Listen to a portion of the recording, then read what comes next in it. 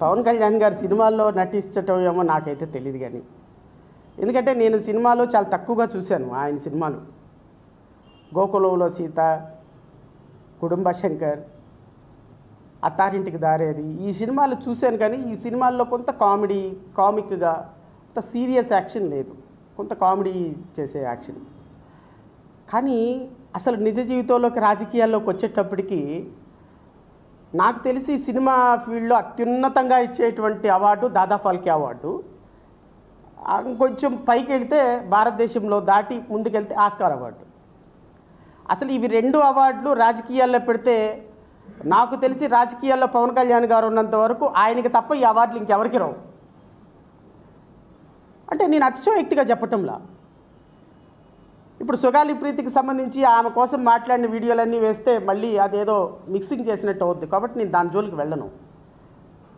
అంటే ఒక మత్స్యకారు కుటుంబం కుర్రోడు, ఒక 19 సంవత్సరాల కుర్రోడు చనిపోయాడు.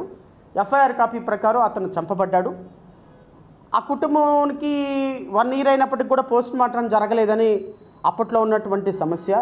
ఈ సమస్యని మొత్తం జనసేన పార్టీ కార్యాలయం మొత్తం కూడా అసలు ఆ సమస్య కోసమే ఉండి ఆ సమస్యను పరిష్కారం, ఈ రోజుకి దోషికి శిక్ష పడలా. ఆ విధమైనటువంటి ఎవ్వరికీ కూడా పోస్ట్ మార్టం రిపోర్ట్ ఇవ్వాల.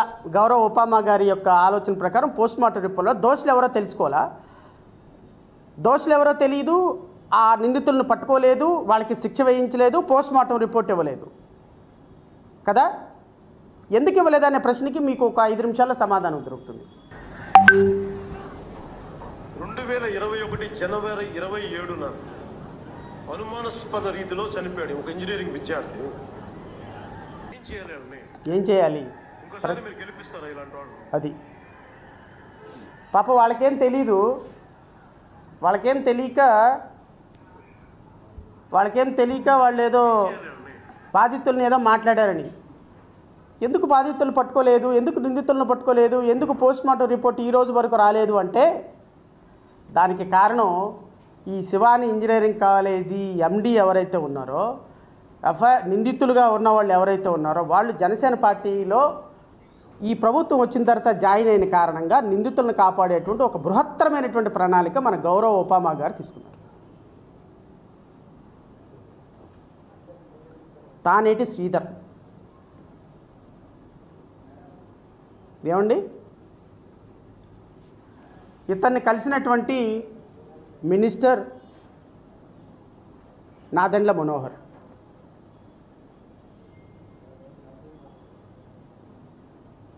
ఇంకా దోషులు ఎందుకు దొరుకుతారండి? దోషులు ఏ రూపాయన దొరుకుతారు? 100 కోట్ల రూపాయలు తీసుకొని జనసేన పార్టీలో నిందితుల్ని జాయిన్ చేసుకొని 100 కోట్ల రూపాయలు తీసుకొని నిందితులని జనసేన పార్టీ అధికారికంగా కార్యాలయంలోకి పిలిచి ఈ నిందితుడిని నిందితుడు అంటే కాలేజీకి సంబంధించినటువంటి యాజమాన్యాన్ని మీ ఎఫ్ఐఆర్ కాపీలో ఏ కాలేజీలో అయితే మర్డర్ జరిగిందో, ఏ కాలేజీలో అయితే ఆరోపణలు ఉన్నాయో, ఏ కాలేజీ యాజమాన్యం చంపింది అని బాధితులు ఆరోపిస్తున్నారో, ఏ కాలేజీ యాజమాన్యం అయితే దీంట్లో మర్డర్లో పార్టిసిపేట్ చేసిందని చెప్పినారో వాళ్ళని మీ యొక్క పార్టీలో అధికారికంగా జాయిన్ చేసుకున్నటువంటి ఉప ముఖ్యమంత్రి గారు ఇప్పుడు చెప్పండి సార్, మీరు మీ యొక్క రాజనీతి ఇదేనా? ఇప్పుడు చెప్పండి, నిందితుల్ని పట్టుకోవటానికి పోలీసులు ఎందుకు వెనకాడుతున్నారు? పోస్ట్ మార్టం రిపోర్ట్ ఇవ్వడానికి ఎందుకు నిందితులు వెనకాడుతున్నారు?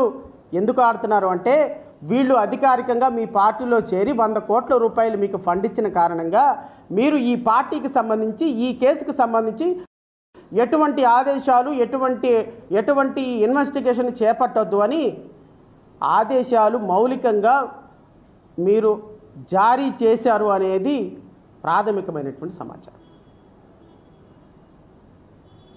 మరి హోమ్ మినిస్టర్ గారు దీని మీద ఎలా స్పందిస్తారో నాకైతే తెలియదు. ఎందుకంటే ప్రతి వీడియోలో హోమ్ మినిస్టర్ గారిని ఏదో మాట అంటున్నాను, దానికేమో మీ ఇష్టం వచ్చినట్టు తమ్మునేల్స్ పెట్టేసి ఆ హోమ్ మినిస్టర్ గారిని నేనేదో అబ్యూజివ్ లాంగ్వేజ్ వాడుతున్నట్టుగా ప్రమోట్ చేస్తున్నాడు. నేను మిమ్మల్ని హోమ్ మినిస్టర్ గారిని కూడా కోరుతున్నాను, అమ్మా నేను మాట్లాడేది కేవలం వ్యవస్థ పట్ల, మీరు హోమ్ మినిస్టర్గా ఉన్నారనే దాని పట్ల తప్ప వ్యక్తిగతంగా నేను మాట్లాడటంలా. మీరు తమ్మనేలు చూసి మోసపోయి ఫీల్ అవ్వమాకండి. లోపలికి వెళ్ళి కంటెంట్ చదవండి. షడా శ్రవణ్ కుమార్ అనేటువంటి వ్యక్తి జై భీమరావు భారత్ పార్టీ అధ్యక్షుడు మిమ్మల్ని వ్యక్తిగతంగా ఏమైనా మాట్లాడితే మీరు కేసు కడతారో లేకపోతే లీగల్గా యాక్షన్ తీసుకుంటారో తీసుకోండి, ఐ డోంట్ మైండ్.